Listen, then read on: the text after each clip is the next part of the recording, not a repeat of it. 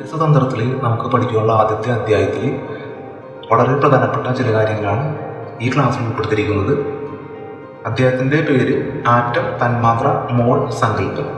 ഇതിൽ നമുക്ക് ആറ്റം, തന്മാത്ര, മൂലകങ്ങൾ, സംയുക്തങ്ങൾ ഒക്കെയാണ് എന്തൊക്കെയെന്നാണ് നമ്മൾ മനസ്സിലാക്കുന്നത്. ആദ്യത്തെ ചോദ്യത്തിൽ തന്മാത്ര എന്നാൽ എന്ത്? ഒരു ശുദ്ധ പദാർത്ഥത്തിന്റെ അടിസ്ഥാന ഗുണങ്ങളെല്ലാം ഉള്ളതും സ്വതന്ത്രാവസ്ഥയിൽ നിലനിൽക്കാൻ കഴിയുന്നതുമായ ഏറ്റവും ചെറിയ കണമാണ് അതിൻ്റെ തന്മാത്ര അഥവാ മോളിക്യൂൾ. ഒരു ശുദ്ധ പദാർത്ഥത്തിന്റെ തന്മാത്രകളെല്ലാം ഒരുപോലെ ആയിരിക്കും. ഇപ്പൊ നമ്മൾ വീട്ടിൽ ഉപയോഗിക്കുന്ന ഉപ്പ്, സാൾട്ട് എന്ന് പറയുന്ന ഉപ്പിന്റെ രാസസൂത്രം എന്താണ്? NaCl. ഉപ്പിന്റെ ഏറ്റവും ചെറിയ കണം അതൊരു തന്മാത്രയാണ്. അത് എന്തിന്റെ തന്മാത്രയാണ്? സോഡിയത്തിന്റെയും ക്ലോറിന്റെയും രണ്ട് ആറ്റങ്ങൾ. ആ രണ്ട് ആറ്റങ്ങളുടെയും സംയുക്തമായ ഒരു തന്മാത്രയാണ് സാൾട്ട്. സാൾട്ടിന്റെ ഉപ്പിന്റെ ഏറ്റവും ചെറിയ കണം ഈ തന്മാത്രക്ക് ഉദാഹരണമാണ്. അതുപോലെ തന്നെ വെള്ളം നമ്മൾ സ്പ്രേ ചെയ്ത് ക്ലീൻ ചെയ്യുമ്പോൾ ഈ വളരെ ചെറിയ കണങ്ങൾ, ജലത്തിന്റെ ചെറിയ കണങ്ങൾ, അത് നമുക്ക് ജലത്തിന്റെ തന്മാത്രക്ക് ഉദാഹരണമാണ്. അതിന്റെ രാസസൂത്രം എന്താണ്? H2O എന്ന് പറഞ്ഞാൽ രണ്ട് ഹൈഡ്രജൻ ആറ്റം ഒരു ഓക്സിജൻ ആറ്റവും ചേർന്നുണ്ടായ ഒരു സംയുക്തം. ആ ജലം എന്ന സംയുക്തത്തിന്റെ ഒരു തന്മാത്ര, അതും തന്മാത്രക്ക് ഉദാഹരണമാണ്. അതുപോലെ തന്നെ വിറകൊക്കെ കത്തിക്കുമ്പോൾ ഉണ്ടാകുന്ന കരി, ഈ കരിയുടെ ഏറ്റവും ചെറിയ കണം തന്മാത്രക്ക് ഉദാഹരണമാണ്.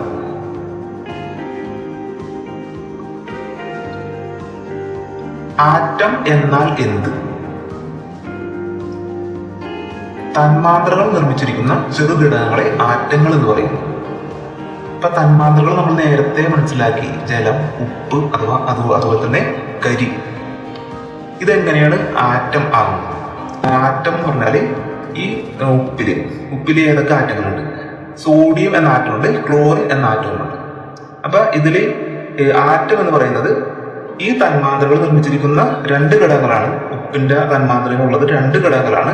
ഒന്ന് സോഡിയം ആറ്റം, രണ്ട് ക്ലോറിൻ ആറ്റം. അപ്പൊ ഈ തന്മാത്രയിലുള്ള ആറ്റങ്ങളാണ് സോഡിയം, ക്ലോറിൻ. അതുപോലെ തന്നെ ജലത്തിലുള്ള ആറ്റങ്ങൾ ഏതൊക്കെയാണ്?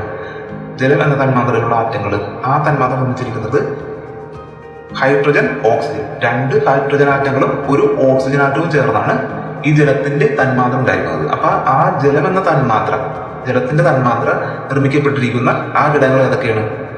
ഹൈഡ്രജനും ഓക്സിജനും. അതുപോലെ തന്നെ നമ്മൾ നേരത്തെ കാണിച്ച പോലത്തെ കരി, കാർബൺ എന്ന് അറിയപ്പെടുന്ന കരി. ഏതൊക്കെ ഘടകങ്ങളാണ്, ഏതൊക്കെ ആറ്റങ്ങളാണ് അത്? അതിൽ കാർബൺ എന്ന ആറ്റം മാത്രമേ ഉള്ളൂ, അല്ലെ? ബാക്കിയുള്ള എല്ലാത്തിലും ഈ നമ്മൾ പറയുന്നു ഉപ്പിലും വെള്ളത്തിലും ഒക്കെ രണ്ട് ആറ്റങ്ങൾ വീതമുണ്ട്. അതായത് സോഡിയം ആറ്റമുണ്ട്, ക്ലോറിൻ ആറ്റമുണ്ട് ഉപ്പില്. ജലത്തില് ഹൈഡ്രജൻ ആറ്റമുണ്ട്, ഓക്സിജൻ ആറ്റമുണ്ട്. അതേസമയം കാർബണില് ഒറ്റ ആറ്റമുണ്ട്, അല്ലെ? അപ്പൊ ആറ്റം എന്ന് പറഞ്ഞാല് സോഡിയം ആറ്റം, ക്ലോറിൻ ആറ്റം, അതുപോലെ തന്നെ hydrogen atom, oxygen atom, carbon atom. അപ്പൊ ഈ പറയുന്ന തന്മാത്രകൾക്ക് നിർമ്മിക്കപ്പെട്ടിരിക്കുന്നത് എന്തൊക്കെ ആറ്റങ്ങളാണ്? Sodium, chlorine, hydrogen, carbon. അപ്പൊ ആറ്റം എന്ന് പറഞ്ഞാല് തന്മാത്രകൾ നിർമ്മിച്ചിരിക്കുന്ന ചെറു ഘടകങ്ങളെയാണ് ആറ്റങ്ങൾ എന്ന് പറയുന്നത്. അപ്പൊ ഇതില് നമുക്ക് കാണിച്ചിരിക്കുന്ന പോലെ ഉപ്പില് രണ്ട് ആറ്റങ്ങൾ, സോഡിയവും ക്ലോറിനും. ജലത്തില് രണ്ടു തരം ആറ്റങ്ങളാണ്, ഹൈഡ്രജനും ഓക്സിജനും. കാർബണിൽ ഒരേ ഒരു തരം ആറ്റമാണ്, അത് കാർബൺ ആറ്റം.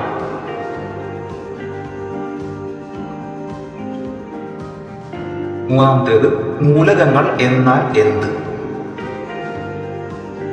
ഒരു പദാർത്ഥത്തിന്റെ തന്മാത്രയിൽ ഒരേ ഇനം ആറ്റങ്ങളാണ് ഉള്ളതെങ്കിൽ അതിനെ മൂലകം എന്ന് പറയുന്നു.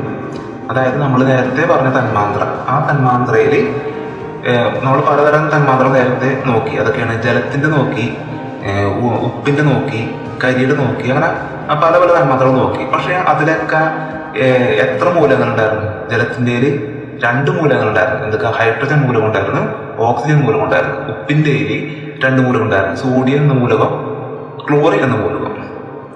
ഹൈഡ്രജൻ എന്ന മൂലകം ഉണ്ടാവും. ഒരുപാട് ഹൈഡ്രജൻ ആറ്റങ്ങൾ മാത്രമായിട്ട് ചേർന്നാൽ അത് ഹൈഡ്രജൻ എന്ന മൂലകമാകും. അപ്പൊ മൂലകത്തിന്റെ പ്രത്യേകത എന്താണ്? ആ തന്മാത്രയിൽ, ഒരു തന്മാത്രയിൽ ഹൈഡ്രജൻ എന്ന ആറ്റം മാത്രം ഉൾക്കൊള്ളുന്നുള്ളൂ. അപ്പൊ അങ്ങനെ ഒരു തരം ആറ്റം മാത്രം ഉൾക്കൊള്ളുന്ന തന്മാത്രയാണ് നമ്മൾ മൂലകങ്ങൾ എന്ന് പറയുന്നത്. അതുപോലെ തന്നെ ഓക്സിജൻ എന്ന ആറ്റം, ഈ ഓക്സിജൻ എന്ന ആറ്റങ്ങൾ കുറെ കൂടിച്ചേരുമ്പോൾ ഓക്സിജൻ എന്ന മൂലകം ഉണ്ടാകുന്നു. ഈ ഓക്സിജൻ എന്ന തന്മാത്രയിൽ ഓക്സിജൻ എന്ന ആറ്റം മാത്രമുള്ളൂ. അതുകൊണ്ട് അപ്പോഴാണ് അത് മൂലകമാവുന്നത്. അതുപോലെ തന്നെ സ്വർണത്തിന്റെ ഒരു തന്മാത്ര, സ്വർണത്തിന്റെ തന്മാത്രയിൽ സ്വർണത്തിന്റെ ആറ്റങ്ങൾ മാത്രമാകുമ്പോൾ അത് മൂലകങ്ങൾക്ക് ഉദാഹരണമാണ്. അതുപോലെ തന്നെ വെള്ളി, ഇപ്പൊ സ്വർണത്തിന്റെ രാസസൂത്രമാണ് AU, ഹൈഡ്രജന്റെ H, ഓക്സിജന്റെ O, സ്വർണത്തിന്റെ AU. അതുപോലെ തന്നെ വെള്ളിയുടെ AG ആണ് അതിന്റെ ആറ്റങ്ങൾ അറിയപ്പെടുന്നത്. വെള്ളിയിൽ ഇതുപോലെ തന്നെ വെള്ളിയുടെ ആറ്റങ്ങൾ മാത്രം, ആ AG എന്ന് പറഞ്ഞ ആറ്റങ്ങൾ മാത്രം ഉൾക്കൊണ്ട് തന്മാത്രയാകുമ്പോൾ അതിനെ നമ്മൾ മൂലകങ്ങൾ എന്ന് പറയും. അപ്പൊ മൂലകങ്ങളുടെ പ്രത്യേകത എന്താണ്? അതിന്റെ ആറ്റങ്ങൾ മാത്രം ഉണ്ടാവും. ഹൈഡ്രജൻ ആണെങ്കിൽ ഹൈഡ്രജന്റെ ആറ്റം മാത്രം, ഓക്സിജൻ ആണെങ്കിൽ ഓക്സിജന്റെ ആറ്റം മാത്രം, സ്വർണ്ണമാണെങ്കിൽ സ്വർണത്തിന്റെ ആറ്റം മാത്രം. അങ്ങനെ ഒരു പദാർത്ഥത്തിന്റെ തന്മാത്രയിൽ ഒരേ ഇനം ആറ്റങ്ങളാണ് ഉള്ളതെങ്കിൽ അതിനെ മൂലകം എന്ന് പറയും.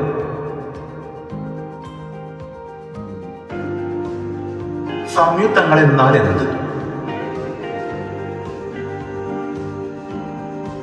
വ്യത്യസ്ത മൂലകങ്ങളുടെ ആറ്റങ്ങൾ ചേർന്നുണ്ടാകുന്ന ശുദ്ധ പദാർത്ഥങ്ങളെ സംയുക്തങ്ങൾ എന്ന് പറയുന്നു. പഞ്ചസാര ഒരു ഉദാഹരണം. കാരണം എന്താണ്? പഞ്ചസാരയിൽ 3 തരം മൂലകങ്ങളുണ്ട്. ഒന്ന് കാർബൺ എന്ന മൂലകമുണ്ട്, ഹൈഡ്രജൻ എന്ന മൂലകമുണ്ട്, ഓക്സിജൻ ഉണ്ട്. കാർബൺ എത്ര ആറ്റങ്ങളുണ്ട്? 12 ആറ്റങ്ങൾ. ഹൈഡ്രജൻ 22 ആറ്റങ്ങൾ, ഓക്സിജൻ 11 ആറ്റങ്ങൾ. ഇത്രയും ആറ്റങ്ങൾ കൂടിച്ചേരുമ്പോഴാണ് പഞ്ചസാര ഉണ്ടാകുന്നത്. അപ്പൊ പഞ്ചസാര എത്ര മൂലകങ്ങളുണ്ട്? Carbon, hydrogen, oxygen. അപ്പൊ 3 മൂലകങ്ങളുടെ സംയുക്തമാണ് പഞ്ചസാര. അതുപോലെ തന്നെ ഉപ്പില് എന്തൊക്കെ മൂലകമുണ്ട്? Sodium, chlorine. 2 മൂലകങ്ങളാണ് ഉപ്പിലുള്ളത്. അതുപോലെ തന്നെ ജലത്തിൽ ഏതൊക്കെ മൂലകങ്ങളാണ്?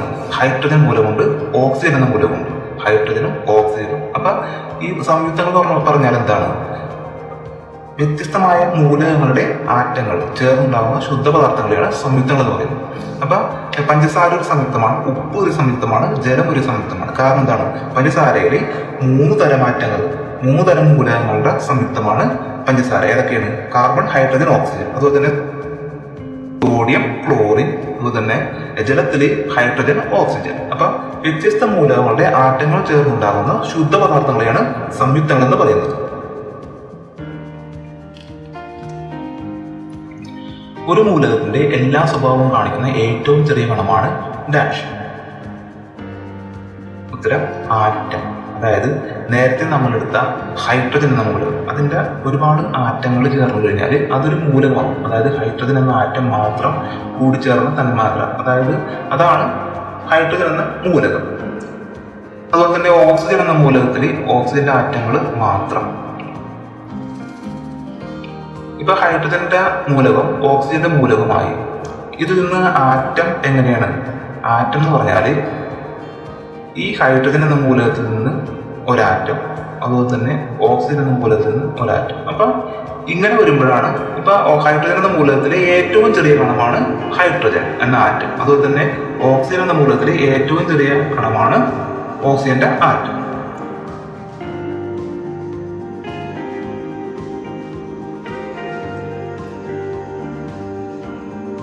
പ്രകൃതിയിലെ ഏതെല്ലാം മൂലകങ്ങൾ ചേർന്നാണ് ജലം ഉണ്ടായിരിക്കുന്നത്?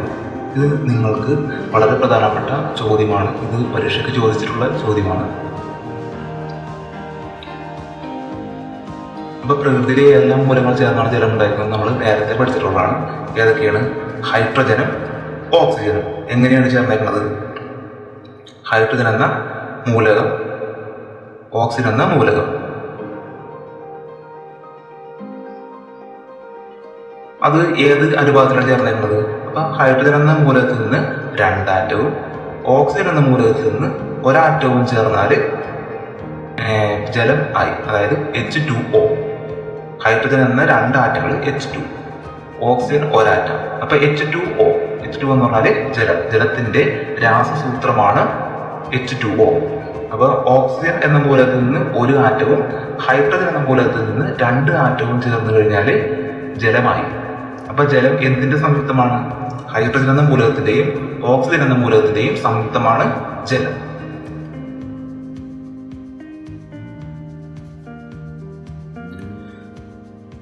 ഹൈഡ്രജനും ഓക്സിജനും ഏത് അനുപാതത്തിൽ ചേർന്നാണ് ജലം ഉണ്ടായിരിക്കുന്നത്? അപ്പൊ ഹൈഡ്രജൻ എന്ന മൂലകം അതുപോലെ തന്നെ ഓക്സിജൻ എന്ന മൂലകം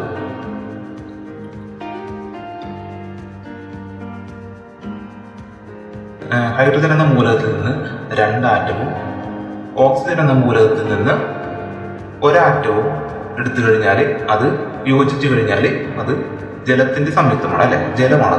2 ഹൈഡ്രജൻ ആറ്റവും ഉണ്ട്, 1 ഓക്സിജൻ ആറ്റവും ഉണ്ട്. അപ്പൊ ജലത്തിന്റെ രാസസൂത്രം എന്താണ്? H2O ആണ്. കാരണം എന്താണ്? 2 ഹൈഡ്രജൻ ആറ്റവും 1 ഓക്സിജൻ ആറ്റവും. അപ്പൊ ഏത് അനുപാതത്തിലാണ് ചേർന്നിരിക്കുന്നത്? ഹൈഡ്രജനും ഓക്സിജനും. ഹൈഡ്രജൻ 2 എണ്ണം, ഓക്സിജൻ 1 എണ്ണം. അപ്പൊ അനുപാതം എന്താണ്? 2:1. ജലതന്മാത്രയെ ചുരുക്കി എഴുതുന്നത് എങ്ങനെ? അത് നമുക്ക് അറിയാവുന്ന കാര്യമാണ്. ഇപ്പൊ നമ്മൾ കുറെ തവണ പറഞ്ഞാണ് H2O, 2 ഹൈഡ്രജൻ ആറ്റവും 1 ഓക്സിജൻ ആറ്റവും. ഇത് ജലത്തിന്റെ രാസസൂത്രമായിട്ട് പറയുന്നു. ഈ രാസസൂത്രം നമ്മൾ ഓർത്തിരിക്കണം, കാരണം ഇത് ചോദിക്കാൻ വളരെയധികം സാധ്യതകളാണ്. എന്താണ് രാസസൂത്രം?